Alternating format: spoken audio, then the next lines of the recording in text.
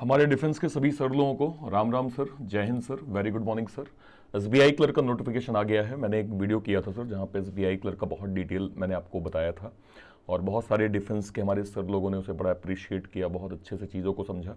और आप लोगों की डिमांड पे मैं कुछ और स्पेशल वीडियोस जो आपकी प्रिपरेशन में हेल्प कर सकते हैं उन सभी को मैं लगातार यहाँ पे दे रहा हूँ सर। मेरी आपसे हम्बल रिक्वेस्ट है, इस चैनल को सब्सक्राइब आप लोग जरूर कर लीजिएगा। बहुत इंपॉर्टेंट, ना केवल क्लास के अपडेट सर बल्कि रीजनिंग के मोस्ट इंपॉर्टेंट कंटेंट, चाहे प्री का हो, मेंस का हो, पजल हो, मिसलेनियस हो, सबका वन स्टॉप सॉल्यूशन आपको इस वीडियो में प्रॉपर मिल जाएगा। तो मेक श्योर करें सर, चैनल को सब्सक्राइब आप लोग जरूर करिएगा। आज मैं आपको बताने वाला हूं सर कि एसबीआई क्लर्क के अंदर आपका एक जो कट ऑफ के नंबर हैं वो क्या हो सकते हैं और कैसे आप उसको इजीली अचीव कर सकते हैं। क्योंकि सर बेस्ट चीज ये है, हो सकता है अभी आप तैयारी आप शुरू किए होंगे, अभी आपकी जॉब भी चल रही होगी, हो सकता है कई हमारे डिफेंस के सर लोग रिटायर हो गए हैं जिनके पास टाइम है तैयारी करने का। दोनों के लिए मैं यही कहूंगा कि अगर आप 2 से 3 घंटे, क्योंकि देखिए सर हमारे जो डिफेंस के सर लोग हैं जो अभी जॉब पे हैं वो भी सर एटलीस्ट शाम के बाद 2 से 3 घंटे निकाल ही लेते हैं। और अगर आप रिटायर हैं फिर तो सर बल्ले बल्ले है, फिर तो आपके पास टाइम ही टाइम है। तो अगर आप इस स्ट्रेटेजी को क्लियर कट फॉलो करेंगे आपके लिए बहुत कुछ जो है वो बेनिफिट होगा सर। चलिए स्टार्ट करते हैं। सबसे पहले मैं आपको लास्ट ईयर की थोड़ी वैकेंसी बता देता हूं। लास्ट ईयर वैकेंसी काफी अच्छी थी सर, है ना, ओवरऑल वैकेंसीज भी आपकी काफी अच्छी थी। अगर मैं डिफेंस की बात करूं तो एक्स सर्विसमैन की 1361, डी एक्स सर्विसमैन की 600, बैकलॉग की 609 vacancy, total 2570 vacancies sir last year की थी। इस बार मैंने ये आपको डेटा दिखा दिया सर। इस डेटा में आप अपना स्टेट एक बार गो थ्रू कर सकते हैं सर। जैसे सिंपल मैं आपको यहां बता रहा हूं, आंध्रा की सर लास्ट ईयर 5 वैकेंसी थी, कट ऑफ 56 गया। इस बार एक्स सर्विसमैन की 31 वैकेंसी है और डी एक्स सर्विसमैन की 13 वैकेंसी है। तो आप इसके अकॉर्डिंग अपना स्टेट देख सकते हैं, आपका स्टेट कौन सा है और उसमें टोटल वैकेंसीज इस बार कितनी है वो भी आप देख लीजिएगा। ध्यान रखिएगा सर, फॉर्म भरते समय अगर आपको दिख रहा है कि आप इस स्टेट से फॉर्म भर सकते हैं सर, लेकिन लैंग्वेज प्रोफिशिएंसी टेस्ट जरूर देख लीजिएगा। क्योंकि अगर आपको वहां की बेसिक लैंग्वेज नहीं आती तो आपके लिए बहुत चैलेंज आएगा सर। ठीक है, ये आप देख सकते हैं, ये भी स्टेट्स हैं, इसमें भी आप अपना एक बार आपका स्टेट कौन सा है और उस पर टोटल वैकेंसीज कितनी है एक बार गो थ्रू कर लीजिएगा। अब बात कर लेते हैं सर कि डिफेंस कैटेगरी में जो है वो जनरली कट ऑफ कितना जाता है। देखिए सर, मैं कुछ लास्ट ईयर के कट ऑफ की बात कर रहा हूं। इसमें आप नॉर्मल कट ऑफ देखिए, एक्स सर्विसमैन का कट ऑफ देखिए। किसी एक ईयर में सर जनरल का कट ऑफ 58 गया था, एसटी का 50 गया था और एक्स सर्विसमैन सर 38 गया। किसी एक ईयर में 67 जनरल था, 48 एसटी था और 17 एक्स सर्विसमैन था सर। इसके बाद अगर मैं बात करूं, किसी एक ईयर 60 जनरल कट ऑफ था, 43 एसटी कट ऑफ था और 37 जो है वो एक्स सर्विसमैन का कट ऑफ था। अब आपका सवाल ये है सर कि एटलीस्ट कितना हम टारगेट लेके चलें कि एक सेफ जोन में हो और बहुत अच्छे से अपना एग्जाम जो है वो क्रैक कर ले। तो मैं आपको बहुत क्लियर बोलूं, लास्ट ईयर भी मैंने यही बताया था सर और बहुत सारे हमारे डिफेंस के सर लोगों को इसका बड़ा बेनिफिट हुआ। बहुत सही स्ट्रेटेजी से उन्होंने एग्जाम जो है वो दिया और क्वालिफाई किया सर। आप अगर 50 का टारगेट लेके चलते हैं सर, समझिए इस चीज को और समझिए 50 मुश्किल नहीं है सर। अगर आप सही स्ट्रेटजी फॉलो करें, आपके पास 3 सब्जेक्ट हैं, 1 घंटे का समय है सर, सिलेक्टिव क्वेश्चंस की अगर आप अप्रोच करते हैं, आपके लिए 50 नंबर लाना कोई मुश्किल चीज नहीं है सर। तो दिमाग में बिठा लीजिए, एटलीस्ट मेरा टारगेट 50 से 55 जो है वो मैक्स टू मैक्स होगा। ठीक है, और इसके जो है वो अराउंड ही मैं अपनी स्ट्रेटेजी जो है वो प्रॉपर बनाऊंगा। अब मैं थोड़ा सा बताता हूं सर, लास्ट ईयर मतलब 24 का जो नोटिफिकेशन था उसका एग्जाम सर 22, 27, 28 और 1 मार्च को था। ठीक है, आपको मैं किसी एक शिफ्ट का पेपर का लेवल दिखा रहा हूं जो कि इजी टू मॉडरेट आपको मिलता है। ठीक है, अब इस पेपर को देखिए। जनरली हमें इंग्लिश में, जो हमारे इंग्लिश के सर लोग होते हैं वो यही कहते हैं कि यार आरसी को ना बाद में अप्रोच करिए, पहले वो टॉपिक जो आपको मालूम है कि ये डूएबल मैनर में है, जैसे फिलर्स हो गया, फ्रेज रिप्लेसमेंट हो गया, क्लोज टेस्ट हो गया, सेंटेंस रीअरेंजमेंट हो गया, एरर डिटेक्शन हो गया, मिस स्पेल्ट हो गया, वर्ड यूजेस हो गया। ये वो टॉपिक्स हैं सर जिनको आप सॉल्व कर सकते हैं अगर आपने थोड़ा सा नियम पढ़ लिया, बेसिक आपने जो है वो इंग्लिश के फॉर्मूले पढ़ लिए, है ना, उसके आप ग्रामेटिकल फॉर्मेट की प्रैक्टिस किए हुए हैं, आप नंबर गेन कर सकते हैं। मैं थोड़ा सा यहां पे सर कैलकुलेट करता हूं। मान लीजिए ये एरर डिटेक्शन 5 नंबर, ये सर फर्स्ट शिफ्ट में भी 5 आया, सेकंड में भी 5 आया, थर्ड में 5 आया, चौथे में 5 आया। 4 नंबर फर्स्ट शिफ्ट में, word uses 3 question, then sentence rearrangement 5 question, cloze test 6 question, then phrase replacement जो है वो रिप्लेसमेंट 4 क्वेश्चन और फिलर्स यहां पे 3 क्वेश्चन। कितने हो गए sir?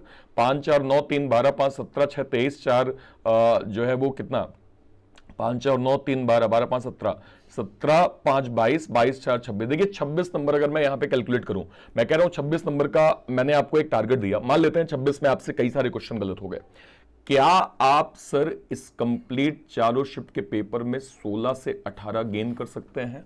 The answer is yes, बिल्कुल आप गेन कर सकते हैं। मैं आपको 26 का भी टारगेट नहीं दे रहा हूं सर, मैं आपसे कह रहा हूं कि आप अगर 16 से 18 भी नंबर यहां पे गेन कर लेंगे तो आपके जो नंबर्स हैं जो आपको अचीव करना है उसमें आपको खास मुश्किल नहीं आएगी सर। तो आप देखें यहां पे कि अगर आप 15-18 नंबर भी यहां निकाल लेंगे ना सर, आपके लिए ओवरऑल बहुत बेनिफिट होगा। अब यहां पे देखिए मैथ्स का पैटर्न, देखिए मैथ्स के पैटर्न को मैं बहुत सिंप्लीफाई कर देता हूं। आप मुझे बताइए, चारों शिफ्ट में 10 नंबर आपको सिंप्लीफिकेशन मिल गया, 4 नंबर आपको नंबर सीरीज मिल गया, मिसिंग नंबर सीरीज।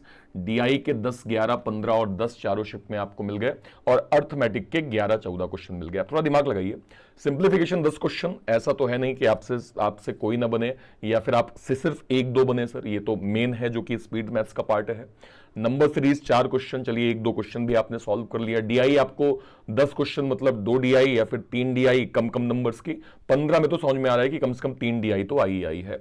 और अर्थमेटिक में आपको दिख रहा है कि भाई 11-14 मतलब 14 नंबर अर्थमेटिक के सारे टॉपिक को ऐड कर दिया गया। मैं आपसे कह रहा हूं 10 में से मान लीजिए आपने 7-8 यहां कर लिए, 4 में से 2 आपने यहां बना लिए, 14 में से 6-7 आपने यहां बना लिए, और मान लीजिए 10-11 या फिर 15 है, 15 में से आपने 7-8 यहां बना लिए। तो 8, 3, 11 और 11, 10 ये आपका हो गया 21, और 21 में मान लीजिए अगर आपने जो है वो 13 नंबर है, 13 में से अगर आपने 7-8 भी बना लिए तो आपके नंबर लगभग 27-28 हो रहे हैं। मैं 27-28 फिर नहीं जा रहा हूं, फिर मैं आपसे कह रहा हूं कि 27-28 आपके लिए अभी बहुत दूर है। क्या आप इस तरह के पेपर में सर 17 से 20 नंबर गेन कर सकते हैं 35 नंबर में से?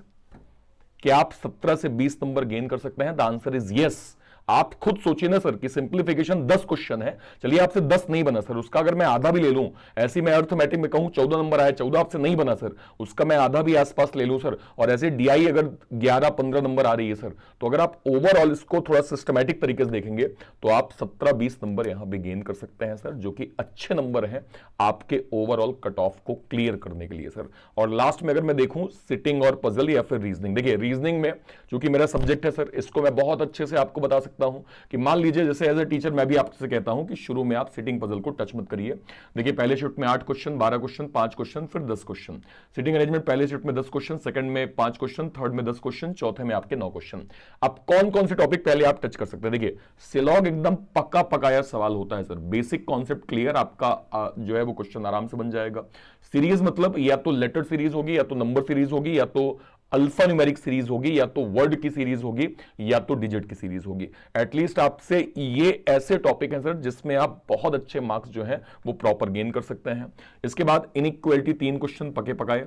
ब्लड रिलेशन सर बहुत बिल्कुल एक नॉमिनल लेवल सर क्लैरिकल में आता है, जिसको आप गेन कर सकते हैं, मार्क्स अच्छे से निकाल सकते हैं। इसके बाद मीनिंगफुल वर्ड, चलिए इसमें हो सकता है आपकी जो है वो आपको नहीं पता है कि कौन सा वर्ड यहां पे बनेगा, इसमें गड़बड़ हो सकती है। पेयर वाले सवाल आप कर लेंगे, डायरेक्शन के सवाल आप कर लेंगे। चाइनीज कोडिंग तो सबसे आसान होती है सर, 4 से 5 नंबर आपको सेकंड और थर्ड शिफ्ट में पूछा गया था। कैलकुलेट में करता हूं, 3, 5, 8, 4, 12, 5, 17, 17, 1, 18, 18, 3, 21, 3, 24, 24 और 1, 25, 25 नंबर खाली मैंने इसमें देख लिया सर। अगर मैं यहां पे टोटल देखूं कि आपसे लगभग 15-18 क्वेश्चन पजल का पूछा है, और पजल सर पीओ लेवल और क्लरिकल लेवल पजल में अंतर होता है। मैं आपको हमेशा एक डॉट पॉइंट समझाता हूं सर पजल में, जो कि इतना आसान है, अगर आप इस पॉइंट को समझ गए सर तो आप पजल बहुत अच्छे से बना पाएंगे, टाइमली बना पाएंगे, और स्पीड में जो है वो पजल को सॉल्व कर लेंगे। तो डॉट पॉइंट मेथड की मदद से अगर आपसे 15 नंबर की पजल आई है और अगर आपने 7-8 नंबर भी गेन कर लिए, तो मुझे बहुत आराम से दिख रहा है सर कि आपके 28-30 नंबर बन जा रहे हैं। चलिए 30 नंबर मैं साइड कर देता हूं, मैं कह रहा हूं कि आपसे फिर भी गलत हो गया तो भी सर क्या आप इस तरह के पेपर में 18-20 नंबर गेन कर सकते हैं सर? बहुत आराम से, आप बहुत आराम से सर। ऐसा आपको देखिए चारों शिफ्ट का मैंने कंक्लूजन आपको दिया हुआ है, इन चारों में से अगर आप 18-20 नंबर भी गेन कर लेंगे तो आपके ओवरऑल स्कोर आप देखें ना कि आपने 20 यहां गेन कर लिए, 20 मैथ्स में गेन कर लिए, ऐसे आपने 14-15 में कम से कम बता रहा हूं, तो भी आपके सर 55 नंबर बन रहे हैं। मतलब गिरी से गिरी हालत में सर आप 55 नंबर गेन कर रहे हैं अगर आप सही स्ट्रेटेजी फॉलो करेंगे तो। ठीक है, कभी भी सर रीजनिंग में सेटिंग पजल से स्टार्ट नहीं करना होता है, ऐसे कभी भी इंग्लिश में जो है वो आरसी से स्टार्ट नहीं करना होता है। ऐसे मैथ्स में सर कभी भी कोई ऐसा टॉपिक जो आपको लगता है कि इसको मैं करूंगा तो मैं फंस जाऊंगा, उससे स्टार्ट मत करिए। हमेशा वो टॉपिक जो आपको कॉन्फिडेंस दे, जैसे सिंप्लीफिकेशन हो गया, फिर आपको लगता है नंबर सीरीज हो गया, रॉन्ग नंबर सीरीज हो गया, कोई डीआई आपको आसान लग रही है, लेट सपोज, ठीक है, या फिर अर्थमेटिक का पार्ट तो है। और देखिए अगर मैं क्लरिकल लेवल के पेपर की बात करूं सर, कॉन्सेप्ट वाइज सवाल पूछे जाते हैं कि हाँ भाई आपने परसेंटेज का बेसिक कॉन्सेप्ट पढ़ा हुआ है, बहुत हल्का लॉजिक लगा के आपको सवाल दे देगा, बिल्कुल पीओ जैसा सवाल नहीं होता है सर। तो ये आपके लिए ओवरऑल बहुत हेल्प करेगा। तो पॉइंट ये है 50 नंबर आपका टारगेट है, और 50 नंबर की स्ट्रेटेजी ये है कि आप सब्जेक्ट वाइज अगर आप पेपर को देखेंगे तो आप प्रॉपर जो है वो यहां पे जो है वो चीजों को अचीव कर सकते हैं। देखिए 27 तारीख का पेपर है, simplification, wrong number series, missing number series, ठीक है। यहां पे 12 से 10 क्वेश्चन, 2 क्वेश्चन, ठीक है। तो ये आपके हो गए लगभग, मान लीजिए अगर टोटल 14 क्वेश्चन है, मान लीजिए आपने 10 भी यहां पे गेन कर लिए, तो अर्थमेटिक के 12-13 क्वेश्चन है। मैं कह रहा हूं 13 क्वेश्चन है, 13 आपसे नहीं बने, उसका हाफ ले लीजिए, चलिए आपने 6-5 के करीब जो है वो कर लिए। ऐसे आप देखिए टेबुलर डीआई लगभग 3 शिफ्ट में आई है, बार ग्राफ डीआई 2 शिफ्ट में आई है, लाइन ग्राफ डीआई 3 शिफ्ट में आई है, और लेवल मैं वही कह रहा हूं क्लरिकल के हिसाब से बहुत ज्यादा नहीं होता है। तो अगर आपने इन 3 में से 1-2 डीआई भी बना ली तो भी आपके नंबर सर 17 से 20 के बीच में आराम से बन रहे हैं, जिसको आप जो है वो गेन कर सकते हैं। इस पे आ जाइए वंस अगेन, अगर मैं देखूं word rearrangement, phrase replacement, cloze test, sentence rearrangement, word swap, word uses, misspelled, error detection, मैं अगेन देख पा रहा हूं सर कि अगर पेपर 30 नंबर का है तो आपके लिए लगभग 15-17 नंबर कहीं भी नहीं गए हैं, अगर आप इन टॉपिक्स को अच्छे से जो है वो पढ़ के एग्जाम देते हैं तो सर, ठीक है। अब जो है वो नेक्स्ट पे अगर मैं आऊं, यहां पे देखिए रीजनिंग, अगेन मुझे कोडिंग डिकोडिंग का सब्स्टिट्यूशनल 5 क्वेश्चन पूरा मिल गया। 3 नंबर मुझे सिलॉग यहां दिख रहा है सेकंड शिफ्ट का, देन डायरेक्शन यहां मिल रहा है, मिक्स सीरीज मिल रही है, blood relation, inequality, 4-3 question, number based question, ठीक है। और लास्ट में अगर मैं कहूं लगभग 18-20 नंबर के पजल, तो पजल को साइड कर दीजिए, तब भी आपके 15-16 नंबर मिसलेनियस है, उसमें भी अगर आप मार्क्स कम से कम गेन करेंगे तो भी आप 8 से 10 नंबर गेन कर लेंगे। और अगर 20 नंबर की पजल आ रही, मतलब 4 पजल आएंगी, और मैं कह रहा हूं क्लरिकल लेवल की पजल टफ नहीं होती है सर, आपको बस डॉट करनी है। देखिए मैं आपसे क्यों कह रहा हूं, आप इस चैनल को सर सब्सक्राइब जरूर कर लीजिएगा। क्यों आपको करना है सर? क्योंकि उसमें मैं डेली सर रीजनिंग का जो भी मोस्ट इंपॉर्टेंट पैटर्न, चाहे पजल हो, सिटिंग हो, कंप्लीट पेपर हो, मिसलेनियस हो, इंपॉर्टेंट आपका कोई टॉपिक हो जिसको मुझे कवर करना है, मैं सभी टॉपिक को यहां डेप्थ जो है वो देता हूं। मतलब रीजनिंग का वन स्टॉप सॉल्यूशन आपको ये चैनल मिलने वाला है सर, इसलिए मेक श्योर करें कि आप चैनल को सब्सक्राइब जो है वो जरूर कर लीजिएगा। तो अगर 20 नंबर का पेपर है सर, तो 20 नंबर में से आप आराम से 10 नंबर यानी 2 पजल तो बना ही लेंगे। वैसे तो 4 की चारों पजल बन जाती हैं सर, मतलब सिंपली हम डॉट मेथड का उपयोग करते हैं, सीधे नियम को फॉलो करवाते हैं और हमारा आंसर जो है वो झट से बन जाता है। बट अगर मैं फिर भी कम से कम कहूं तो 2 पजल तो आपकी बनी जाएगी। अगेन आपके नंबर 20 नंबर के आसपास वेरी कर रहे हैं। तो मैंने आपको लगभग तीनों शिफ्ट का जो 22 का भी था, 27 का भी था, ये 28 और 1 का मैं आपको दिखा रहा हूं। आराम से आप डिजायरेबल नंबर, देखिए क्लरिकल लेवल पे अगर हो सकता है जनरल कट ऑफ 70 जाए, 80 जाए, हमें उससे कोई मतलब नहीं सर, हम बस अपने टारगेट पर रहेंगे, हमें अपने टारगेट को फोकस करना है। और इतना अगर हमने कर लिया सर, हमारी प्री की स्ट्रेटेजी बिल्कुल क्लियर है सर, ठीक है। प्री में मैं अभी एक बार स्पेशली रीजनिंग का बताऊंगा कि रीजनिंग में आपको किन टॉपिक्स पे कैसे जोर देना है, क्या बल देना है, बट जो एक बेसिक तीनों सब्जेक्ट की स्ट्रेटेजी है वो यही है सर, ठीक है, जिस तरीके से आप जो है वो गेन कर सकते हैं। ये आप लोगों की डिमांड थी कि एक हमारे डिफेंस के सर का ये कहना सर कि आपने मेंस का तो एक वीडियो कर दिया है, प्री का वीडियो कर दीजिए, जहां पे आप ये बता दीजिए कि एटलीस्ट हमारा टारगेट क्या होना चाहिए और उसको हम अचीव कैसे करें। तो मैं तो ये बिल्कुल कहूंगा सर कि अगर आप सही स्ट्रेटेजी के साथ खेल रहे हैं, आपके लिए 50 नंबर लाना कोई भी ज्यादा मुश्किल नहीं होगी, ठीक है।